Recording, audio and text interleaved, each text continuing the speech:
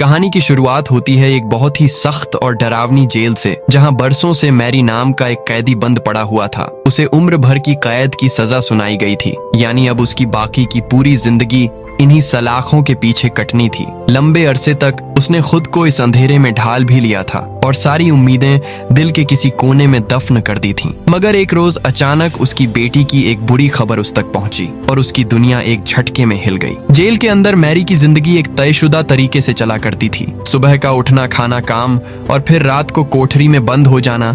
बरसों के इस पत्थर जैसे सन्नाटे में उसने बोलना भी कम कर दिया था। उसकी आंखें अक्सर छत को घूरा करती थीं और उसकी आवाज अंदर ही अंदर बुझ चुकी थी। अब वो बस एक जिस्म बन गया था जिसके अंदर की रूह ने बहुत पहले हार मान ली थी। बाहर की दुनिया की खिड़की कभी की बंद हो चुकी थी। एक दिन उसके साथ रहने वाले कैदी की सजा पूरी हो जाती है और वो पहरेदारों के इशारे पर अपना सामान बांधकर हमेशा के लिए चला जाता है। थोड़ी ही देर बाद उसकी जगह पर एक नया नौजवान लड़का लाकर बिठा दिया जाता है जिसका नाम लेसी होता है। वो घबराया हुआ है, डरा हुआ है और कोठरी के हर कोने पर हैरत भरी नजर डाल रहा है। मैरी उसकी तरफ देखता है और चुपचाप अपनी जगह पर बैठ जाता है। ना कोई सवाल, ना कोई परिचय। थोड़ी देर बाद पहरेदार आकर मैरी को एक पुराना खत थमा जाते हैं। ये खत उसकी बेटी की तरफ से आया था जिसे उसने 14 लंबे बरसों में पहली बार देखा था। बरसों तक उसने कई बार कलम उठाई थी और अपनी बेटी को खत लिखे थे, मगर एक भी जवाब आज तक नहीं मिला था। उसके हाथ कांपने लगते हैं और वो एक कोने में जाकर धीरे से लिफाफा खोलता है। कागज खोलते ही उसकी आंखें भर आती हैं और कमरे की हर आवाज जैसे धीमी पड़ जाती है। खत में लिखा हुआ था कि उसकी बेटी नशे की ज्यादा मात्रा लेने की वजह से बहुत बुरी हालत में है और उसकी जान पर बन आई है। डॉक्टर भी हाथ खड़े कर चुके हैं। ये खबर पढ़ते ही मैरी अंदर से चूर चूर हो गया। अपनी बेटी वो जान से भी ज्यादा प्यार करता था। बरसों तक उसे इसी उम्मीद ने जिंदा रखा हुआ था कि एक दिन उससे मिलेगा, और अब वो उम्मीद ही खतरे में पड़ी हुई थी। उसने ठान लिया कि हर हाल में यहाँ से निकलेगा। अगले कुछ दिनों तक मैरी के दिमाग में सिर्फ एक ही बात घूमती रही कि इस पत्थर के किले से बाहर कैसे निकला जाए, भले ही इसकी कीमत उसे अपनी जान से चुकानी पड़े। कोई भी खतरा अब उसके लिए बड़ा नहीं था। वो हर कोने पर नजर दौड़ाने लगा, हर पहरेदार की चाल परखने लगा, हर दरवाजे और हर खिड़की को अपनी आंखों में उतारने लगा, जैसे कोई शिकारी अपने शिकार के हर कदम की टोह ले रहा हो। उसकी सोच के पहिए तेजी से घूमने लगे। इसी सोच में डूबा मैरी एक दिन कपड़े धोने वाले कमरे में जाता है जहां बड़ी बड़ी मशीनें रखी हुई थीं। कपड़े निकालते हुए उसकी नजर एक कोने पर पड़ी जहां ऊपर से एक मोटा सा पानी का पाइप निकला हुआ था। वो थोड़ी देर उसे गौर से देखता रहा और उसके दिमाग में एक चिंगारी सी कौंधी। उसने अपने अंदाजे से समझ लिया कि इसी रास्ते से नीचे उतरकर बाहर की तरफ भागा जा सकता है। यही वो कमजोर कड़ी थी जिसकी उसे तलाश थी। मैरी को अच्छी तरह मालूम था कि अकेले इतना बड़ा काम करना नामुमकिन है, इसलिए वो सीधा अपने पुराने भरोसेमंद साथी प्रॉपर के पास पहुंचा। प्रॉपर बरसों से इसी जेल में था और अंदर के हर रास्ते को अच्छी तरह जानता था। मैरी ने बिना कोई बात छुपाए अपना पूरा मंसूबा उसके सामने रख दिया और भर्राई आवाज में कहा कि उसकी बेटी का दिल पहले भी 2 बार बंद पड़ चुका है और अब वक्त बहुत कम बचा है। वो हर हाल में उसके पास पहुंचना चाहता है। प्रॉपर उसकी बात सुनकर एक पल के लिए खामोश हो गया और सोच में डूब गया। उसने साफ शब्दों में समझाया कि उसका ये मंसूबा सुनने में जितना आसान लगता है, असल में उतना ही मुश्किल है। रास्ते में एक बहुत मोटी लोहे की दीवार आती है जिसे किसी एक इंसान का काटना नामुमकिन है। 3 लोगों की जरूरत पड़ेगी। मैरी ने पूछा कि क्या वो साथ देगा, तो प्रॉपर कुछ पल सोचता रहा। फिर आखिरकार अपनी दोस्ती की खातिर उसने हामी भर दी, मगर एक शर्त रखी कि इस काम के लिए एक और शख्स की मदद लेनी होगी। उसका नाम लेनी था, जो जेल का सबसे खतरनाक मुक्केबाज था और अगर वो चाहे तो पहाड़ भी हिला सकता था। उसी दिन फ्रैंक बिना वक्त गंवाए सीधा लेनी के पास पहुंच गया। लेनी अंदर ही अंदर आग बबूला बैठा था। असल में कुछ ही दिनों में उसकी सजा खत्म होने वाली थी, मगर एक दूसरे कैदी को उसने बुरी तरह पीट दिया था, जिसकी वजह से उसकी सजा और बढ़ा दी गई थी। फ्रैंक ने उसके सामने अपनी पूरी योजना खोल कर रख दी। लेनी को इसमें अपना फायदा दिखा क्योंकि उसे भी बड़े अफसर से अपना पुराना हिसाब चुकाना था। उसने हामी भर दी और 3 साथियों की टोली बन गई। तीनों साथी एक जगह इकट्ठा होकर एक पुराने खेल के पत्थर बिछाकर बैठ गए। ऊपर से देखने पर लगता कि वो सिर्फ खेल रहे हैं, मगर असल में इसी के पर्दे में वो अपनी योजना का हर कोना पक्का कर रहे थे। फ्रैंक ने समझाया कि अगर सीधे कपड़े धोने वाले कमरे से भागने की कोशिश की तो हर पहरेदार को खबर हो जाएगी और वो पकड़े जाएंगे। इसीलिए उन्हें उस कमरे तक किसी और चोर रास्ते से पहुंचना होगा और उसकी नजर में ऐसा ही एक रास्ता पहले से मौजूद था। फ्रैंक ने आगे बताया कि उस रोज जब वो उस इबादत वाली जगह पर बैठा था तो उसकी नजर वहां की एक पुरानी लकड़ी की दीवार पर पड़ी थी, जो बरसों पुरानी होने की वजह से अंदर से कमजोर पड़ चुकी थी। इस दीवार को तोड़कर वो सीधे नीचे के गंदे पानी के रास्ते तक पहुंच सकते हैं। मगर लेनी ने चिंता जताई कि अगर पहरेदार के सामने वो लोग बार बार इबादत वाली जगह पर जाएंगे तो उसे शक हो जाएगा और सारी योजना धरी की धरी रह जाएगी। मगर फ्रैंक कोई मामूली कैदी नहीं था। अपनी आधी उम्र यहीं गुजार कर वो चालाकियों का उस्ताद बन चुका था। उसने चुपके से एक कपड़े की छोटी सी थैली लेनी के हाथ में रख दी। लेनी ने जब उसे खोला तो अंदर आटा भरा हुआ था और उसी आटे पर उस इबादत वाली जगह की चाबी का साफ निशान बना हुआ था। फ्रैंक ने बड़ी होशियारी से चाबी को आटे पर दबाकर उसकी शक्ल उतार ली थी। ये देखकर लेनी हैरान रह गया, क्योंकि उसे लगता था कि वो सबसे तेज है। अब फ्रैंक ने अगली मुश्किल सामने रखी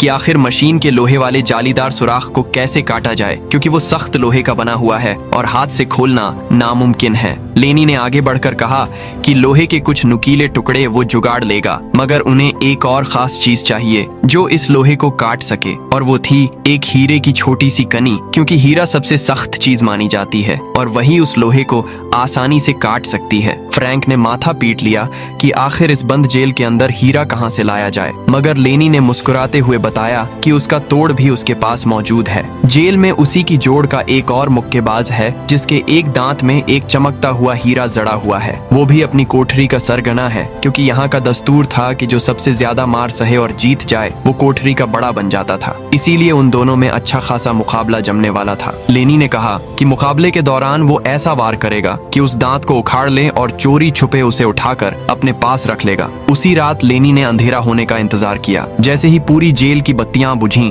उसने अपनी कोठरी की एक पुरानी लोहे की सलाख तोड़ी और एक तस्वीर के फ्रेम से भी एक टुकड़ा निकाल लिया। दोनों को जोड़कर उसने एक मजबूत छड़ बना ली जिससे वो जालीदार सुराख को काटने का काम करेगा, मगर उसमें एक हीरे की कनी भी लगानी बाकी थी। दूसरी तरफ फ्रैंक ने सीधा उस हीरे वाले मुक्केबाज की कोठरी पर दस्तक दी जिसका नाम टून था, और उसने लेनी की तरफ से खुला मुकाबले का चैलेंज दे डाला। अब तीनों साथियों की योजना पक्की हो चुकी थी। ब्रोडी ने खेल के पत्थरों को बिछाकर उन्हें एक नक्शा बनाकर दिखाया। उनका रास्ता मशीन के सुराख से शुरू होगा, फिर गंदे पानी की सुरंग तक पहुंचेगा, फिर एक बहती हुई नदी को पार करना होगा और आखिर में उन्हें रेल की पटरी तक पहुंचना होगा जहां से आजादी की मंजिल शुरू होती थी। ब्रोडी ने एक बहुत ही भारी बात कही कि उन्हें हर हाल में सुबह 5 बजे से पहले उस रेल की पटरी को पार करना होगा, वरना उनकी जान चली जाएगी, क्योंकि उसके ठीक बाद पटरी में एक जबरदस्त बिजली की तेज लहर छोड़ दी जाती है जिसमें बच पाना नामुमकिन है। मगर उनके पास और कोई रास्ता नहीं था, इसलिए उन्होंने पक्का इरादा कर लिया कि 3 रोज के बाद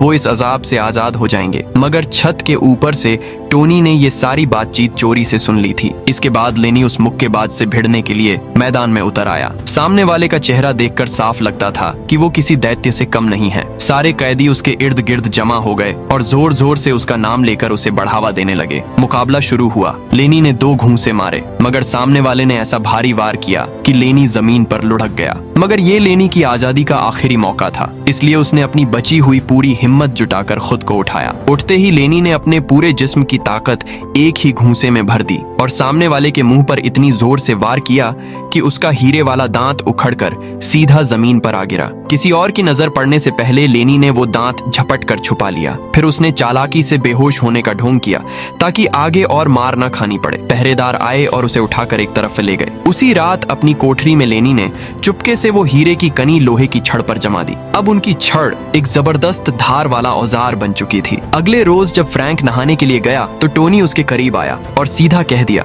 कि उसे उनकी पूरी योजना मालूम है। वो जानता है कि तीनों मिलकर भागने की तैयारी में हैं और अगर वो चुप रहना चाहते हैं तो टोनी को 1 किलो नशीला माल पहुंचाना होगा, वरना वो सारी बात बड़े अफसर के कानों तक पहुंचा देगा। फ्रैंक ने भागकर अपने साथियों को ये बात बताई। अब उनके सामने एक और नई मुसीबत खड़ी हो चुकी थी। वो टोनी को खत्म भी नहीं कर सकते थे, क्योंकि वो जेल के सबसे खतरनाक कैदी रजा का सगा भाई था। अगर उन्होंने उसे हाथ भी लगाया तो रजा उनकी बोटी बोटी अलग कर देगा। फ्रैंक ने भारी दिल से कहा कि उनके पास वक्त कम है और अब उन्हें विव बतिस्ता नाम के एक और कैदी की मदद लेनी होगी। बतिस्ता चोरी छिपे बड़े अफसर के लिए काम करता था और नशीले माल का पूरा कारोबार वहीं चलाता था। उसका बनाया हुआ माल बहुत महंगा था, जिसे आम कैदी नहीं खरीद पाते थे। यही वजह थी कि टोनी उनसे मुफ्त में माल हासिल करना चाहता था। फ्रैंक सीधा बतिस्ता के पास पहुंचा और उसे भी अपनी योजना में शामिल कर लिया, इस शर्त पर कि वो उन्हें एक पूरी पुड़िया बनाकर देगा। बतिस्ता तुरंत मान गया, मगर उसे ये अच्छी तरह मालूम था कि टोनी लालच में इतना डूबा हुआ है कि माल लेने के बाद भी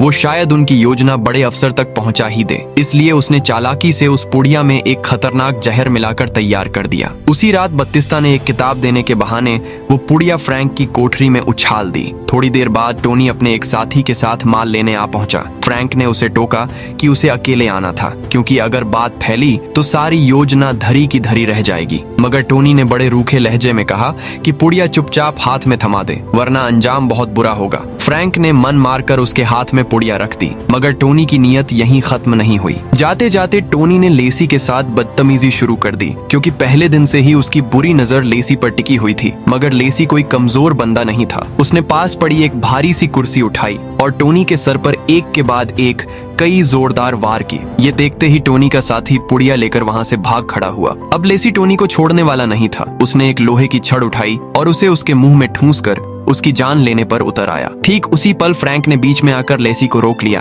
उस मार से टोनी का जिस्म बुरी तरह टूट चुका था। वो ठीक से चल भी नहीं पा रहा था। लड़खड़ाते हुए वो सीढ़ियों की तरफ बढ़ा और अचानक उसका पैर फिसल गया। वो सीधा सीढ़ियों से नीचे लुढ़कता चला गया और नीचे पहुंचते ही वहीं उसकी जान चली गई। उधर टोनी का वो साथी लालच में आकर पूरी पुड़िया का माल अकेला ही खा गया और जहर की वजह से थोड़ी ही देर में वो भी दम तोड़ बैठा। टोनी की मौत की खबर मिलते ही पूरी जेल में खतरे की घंटियां बजने लगीं। फ्रैंक ने बिना वक्त गंवाए अपनी कोठरी में फैला खून पोंछ डाला, क्योंकि उसे अच्छी तरह मालूम था कि रजा हर हाल में यहाँ आकर पूछताछ करेगा। उधर पहरेदारों ने लेसी को उठाकर एक बहुत अंधेरी अकेली कोठरी में डाल दिया। जैसे ही रजा को पता चला कि उसके भाई की मौत के पीछे फ्रैंक का भी हाथ है, वो सीधा उसकी कोठरी पर पहुंच गया। उसकी आंखों में खून उतरा हुआ था। रजा ने ठंडी आवाज में कहा कि अगर उसने सच उगल दिया तो वो उसकी जान बख्श देगा। पहले तो फ्रैंक ने कुछ बहाने बनाए, मगर वो जानता था कि रजा उसे यूं नहीं छोड़ेगा। आखिरकार उसने सारी हकीकत बयान कर दी कि टोनी खुद लेसी के साथ बदसलूकी कर रहा था, इसलिए लेसी ने पलटवार किया था। ये सुनते ही रजा के अंदर लेसी के लिए बदले की आग भड़क उठी। उसने हुक्म दिया कि जैसे ही लेसी उस अंधेरी कोठरी से छूटे, उसे सीधा उसकी कोठरी में लाकर पेश किया जाए। असल में रजा का इरादा था कि लेसी को अपनी कोठरी में ही खत्म कर दे, ताकि अपने भाई की मौत का बदला ले सके। इधर तीनों साथी अपने अपने हिस्से के काम में जुट गए। ब्रोडी ने अंधेरे में काम आने वाली मोमबत्तियां तैयार कर लीं। लेनी ने चोरी छुपे एक हथौड़ा और एक पेच कसने वाला औजार जुटा लिया और दोनों ने ये सारा सामान कपड़ों में लपेटकर छुपा दिया। जब बतिस्ता कपड़े इकट्ठा करने आया तो उन्होंने चालाकी से ये कपड़े उसकी टोकरी में डाल दिए। बतिस्ता वो टोकरी ऊपर ले गया और वहां से सारे कपड़ों को कपड़े धोने वाले कमरे में फेंक दिया, क्योंकि उस कमरे के अंदर फ्रैंक के अलावा किसी और कैदी को जाने की इजाजत नहीं थी। वो कपड़े सीधे फ्रैंक की टोकरी में जा गिरे। फ्रैंक ने वो सारा सामान उठाया और कमरे के एक कोने में अच्छी तरह से छुपा दिया, क्योंकि आज ही रात उन्हें यहाँ से निकलना था और ये सारे औजार बहुत काम आने वाले थे। सब कुछ ठीक चल रहा था। जैसे ही फ्रैंक ने पूरा सामान छुपाकर ऊपर वापस आना चाहा, तभी एक पहरेदार ने पीछे से उसे आवाज लगाई। फ्रैंक की जान हलक में आ गई। उसे लगा कि अब उसकी योजना का पर्दाफाश हो जाएगा, मगर पहरेदार के पास पहुंचने पर उसे मालूम हुआ कि कोई उससे मिलने आया है। असल में उसकी पत्नी उससे मिलने आई थी और उसने भारी आवाज में एक ऐसी खबर सुनाई कि फ्रैंक की दुनिया ही उजड़ गई। उसकी बच्ची पिछली रात ही इस दुनिया को हमेशा के लिए छोड़ चुकी थी। ये सुनते ही फ्रैंक के पैरों तले जमीन खिसक गई, जिसके लिए वो जान की बाजी लगाकर भागने की तैयारी कर रहा था। अब वो इस दुनिया में थी ही नहीं। उसके अंदर सब कुछ बुझ गया और उसने तय कर लिया कि अब वो अपनी बाकी की उम्र इसी जेल की सलाखों के पीछे ही गुजार देगा। उसी दिन लेसी को उस अंधेरी कोठरी से रिहा किया गया और वो सीधा अपनी पुरानी कोठरी में लौट आया। फ्रैंक ने उसे बुलाकर रजा के इरादे के बारे में बता दिया। फ्रैंक ने अपनी बच्ची की एक पुरानी तस्वीर लेसी के हाथ में थमाई और उसे बताया कि इबादत वाली जगह के एक कमरे में एक सुराख खुलेगा, जहां बतिस्ता और लेनी उसका इंतजार कर रहे होंगे। उसने कहा कि उसकी अपनी बच्ची तो अब रही नहीं, इसलिए भागने का कोई मकसद नहीं बचा। वो अपनी जगह लेसी को भेजना चाहता था, क्योंकि उसे मालूम था कि रजा हर हाल में लेसी की जान ले लेगा। अपने साथी को बचाने के लिए वो अपनी जान की कुर्बानी देने को तैयार था। उसी रात जैसे ही पहरेदार ने इबादत वाली जगह का ताला लगाकर ऊपर की तरफ रुख किया, लेनी ने वहां आकर अपने साथियों को आवाज दी जो सफाई के बहाने वहीं आसपास मौजूद थे। मौका देखकर लेनी ने अपने बालों में छुपाकर रखी हुई चाबी की उतारी हुई शक्ल निकाली और दरवाजा खोल दिया। तीनों उसी कमरे में पहुंचे जिसका जिक्र फ्रैंक ने किया था और फौरन उस पुरानी कमजोर लकड़ी की दीवार पर वार करना शुरू किया। कुछ ही देर में दीवार में एक बड़ा सा सुराख बन गया। तीनों साथी नीचे उतरे और जैसे ही लेनी ने मशीन के जालीदार सुराख पर अपनी हीरे वाली छड़ चलाई, कुछ ही देर में उसने बीच से उसे काट डाला। एक एक करके वो सारे उस पार निकल गए और आगे बढ़ते चले गए। थोड़ी दूर आगे बढ़ने पर उनके सामने एक गहरा कुआं आ गया जिसे पार करना जरूरी था। तभी ऊपर बादल गरजे और जोरदार बारिश शुरू हो गई जिससे सारा माहौल भयानक बन गया। बड़ी मशक्कत के बाद वो सब कुएं में उतरने में कामयाब हो गए। नीचे पहुंचकर उनके सामने एक मजबूती से बंद दरवाजा आ खड़ा हुआ जिसे खोलने में उन्हें अपनी पूरी ताकत लगानी पड़ी। जैसे ही दरवाजा खुला वो एक लंबी सुरंग में दाखिल हो गए। इसी बीच ब्रोडी ने वो मोमबत्तियां जलाईं जो उसने पहले से तैयार कर रखी थीं। हर एक ने एक मोमबत्ती अपने हाथ में थामी और वो तेजी से रेल की पटरी की तरफ भागने लगे। अभी वो थोड़ा ही आगे बढ़े थे कि सामने एक ठोस दीवार आ गई। ये देखते ही लेनी का सब्र टूट गया। उसे लगा कि पूरी योजना बर्बाद हो गई है और वो लेसी पर बरस पड़ा क्योंकि वो शुरू से इस योजना का हिस्सा नहीं था। जब लेनी ने गुस्से में एक जोरदार घूंसा दीवार पर दे मारा तो एक बड़ा सा पत्थर टूटकर नीचे आ गिरा। ये देखकर सबकी आंखों में एक नई चमक आई। उन्होंने समझ लिया कि पानी की सीलन ने इस दीवार को अंदर से कमजोर कर दिया है और अब मिलजुल कर इसे तोड़ा जा सकता है। सब जुट गए। सब मिलकर उस दीवार को खोदने लगे और थोड़ी ही देर में एक सुरंग नुमा सुराख बन गया, मगर आगे रास्ता अब भी बंद था। इसलिए ब्रोडी अंदर घुसा और खुदाई का काम आगे बढ़ाने लगा। तभी अचानक ऊपर की मिट्टी भरभरा कर नीचे आ गिरी और ब्रोडी उसके नीचे दब गया। फ्रैंक बिना एक पल गंवाए अंदर घुसा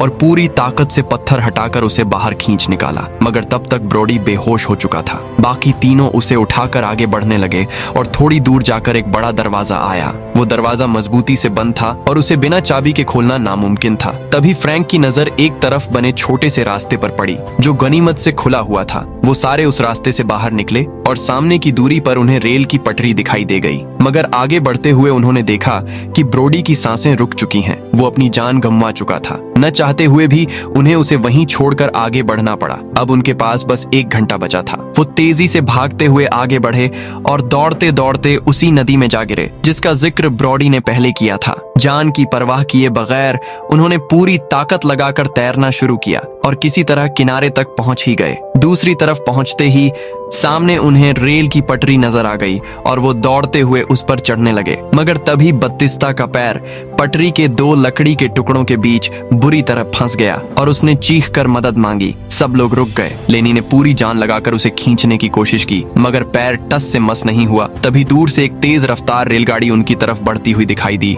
जिसकी आवाज सुनकर सबके हाथ पांव सुन्न पड़ गए। ठीक उसी नाजुक पल में लेसी और फ्रैंक ने पीछे हटने का फैसला किया, मगर लेनी अपने साथी को छोड़कर आगे बढ़ने को तैयार नहीं था। अगले ही पल रेलगाड़ी उन दोनों को अपने नीचे रौंदती हुई आगे निकल गई। अब सिर्फ फ्रैंक और लेसी बचे थे। दोनों ने आगे देखा तो एक हल्की सी रोशनी झिलमिला रही थी। वो पूरी ताकत से उसी तरफ भागे और थोड़ी देर में एक रेल के ठिकाने पर जा पहुंचे। उनकी खुशी का कोई ठिकाना नहीं था क्योंकि आखिरकार वो जेल की 4 दीवारी से आजाद हो चुके थे। फ्रैंक और लेसी ने जल्दी से अपने कपड़े बदले। लेसी ने फ्रैंक को गले लगाकर विदा ली और अपने परिवार की तरफ भाग निकला। फ्रैंक भी सीढ़ियों की तरफ बढ़ा। उसका दिल आजादी की खुशी से भरा हुआ था जैसे उड़ान भरने वाला हो, मगर तभी एक तेज चुभन उसके सीने में उठी और पर्दा हिलकर सच्चाई सामने आ गई। असल में फ्रैंक कहीं भी नहीं भाग रहा था। वो अब भी उसी जेल में रजा की कोठरी के अंदर मौजूद था। उसने लेसी को अपनी जगह भागने के लिए भेज दिया था और खुद रजा के सामने चला आया था। बस अपने साथियों को बचाने के लिए।